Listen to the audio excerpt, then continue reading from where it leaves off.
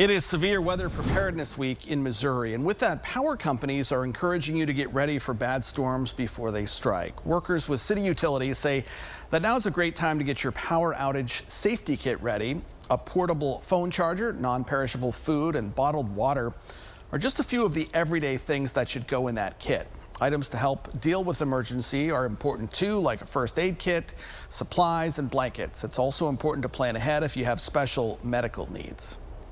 If you have life-supporting equipment, perhaps refrigerated medications, take steps now to make sure and prepare for that in case you do experience an outage.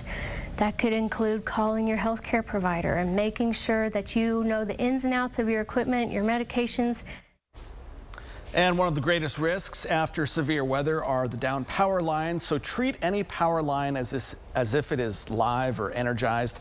Stay far away and call the utility company so that they can take care of the problem.